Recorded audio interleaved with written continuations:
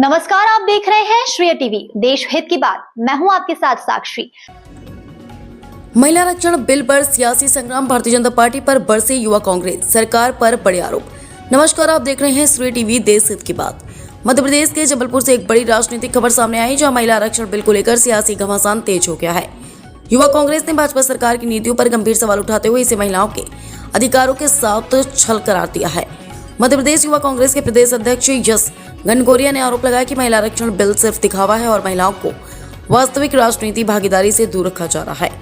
महिला आरक्षण बिल को लेकर प्रदेश की राजनीति गर्मा गई है। युवा कांग्रेस का कहना है कि भाजपा सरकार महिलाओं के सशक्तिकरण के नाम पर केवल प्रचार कर रही है, जबकि जमीनी स्तर पर कोई ठोस कदम नहीं उठाए जा रहे हैं। यश घनघोरिया ने आरोप लगाया कि इस बिल के जरिए महिलाओं को वास्तविक अधिकार देने के बजाय इसे राजनीतिक फायदे के लिए इस्तेमाल किया जा रहा है। उन्होंने यह भी कहा कि महिलाओं को बराबरी का हक और निर्णय लेने की प्रक्रिया में भागीदारी मिलनी चाहिए।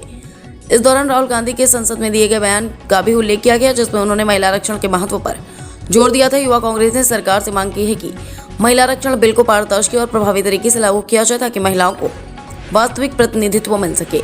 आइए सुनते हैं मध्य प्रदेश युवा कांग्रेस के प्रदेश अध्यक्ष यश घनघोरिया ने इस मुद्दे पर क्या कहा।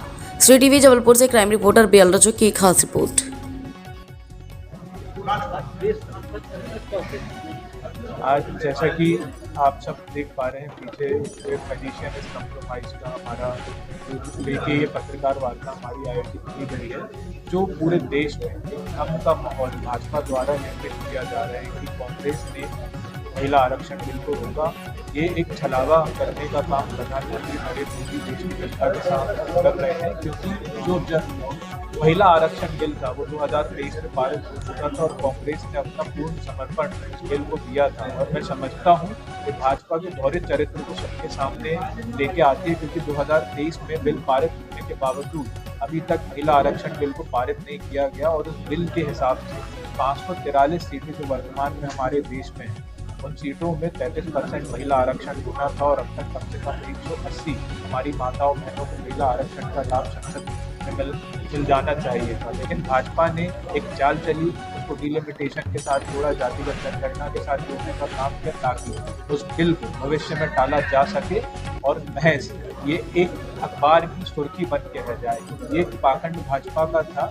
और आज की जो हमारी पत्रकार वार्ता थी, मुख्य रूप से भाजपा के तमाम साथियों से, हम सभी साथियों का सवाल भी है कि आप 2027 की जातिगत जनगणना का इंतजार क्यों नहीं कर रहे हैं। भाजपा हमारे आदिवासी भाइयों के साथ, दलित भाइयों के साथ और हमारे पिछड़े वर्ग के भाइयों के साथ धोखा करना चाहती है।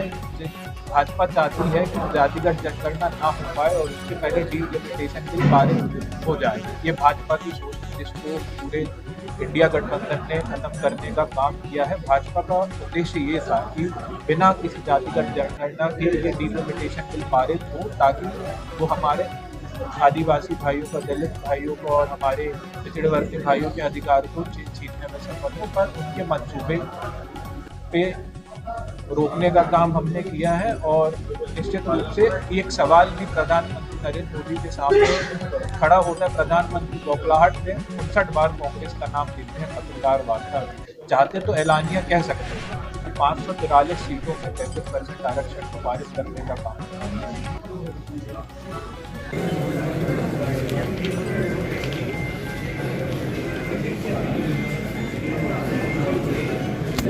चलो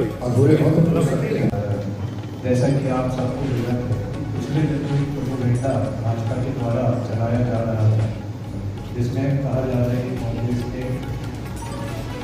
कांग्रेस ने आरक्षण महिला 2023 में संसद में पास हो चुका था, जिसमें कांग्रेस ने अपना पूरा सहयोग किया था। और मैं ये जो अभी वर्तमान परिवेश में जो राजनीति हो रही है, सच को छुपाने की राजनीति हो रही है। मैं समझता हूँ कि आज आप महिला आरक्षण को पारित हो जाता है और 543 सीट में 33% सीटों में आरक्षण होना था और कम से कम 180 सीट हमारी होनी थी। भाजपा ने उसको तब रोकने का काम किया और जानबूझकर उस महिला आरक्षण बिल को जातिगत जनगणना के साथ में जोड़ने का काम किया। मैं समझता हूँ ये स्पष्ट रूप से दिखाता है कि भाजपा भविष्य में इस बिल को डालना चाहिए और सिर्फ एक अखबार की सुर्खी बना के बिल को छोड़ना है। आप सभी साथियों के माध्यम से पूछना चाहता हूँ, भाजपा कितनी हमारी माताओं बहनों को टिकट में हिस्सेदारी देती महिला आरक्षण की आती है तो विगत 10 वर्षों से इनके जो वरिष्ठ नेता रहे हैं, चाहे वो योगी आदित्यनाथ रहेगा, समस्त इनके सांसद रहे हैं, विगत 10 वर्ष देश में नेतृत्व हुए। आज इस जादूगर की जो जादू की छड़ी है वो डोनाल्ड ट्रंप के हाथ में कोई जादू की छड़ी प्रधानमंत्री प्रदेश में प्रधानमंत्री नरेंद्र मोदी का नाम और उनके तमाम मंत्रियों का नाम है।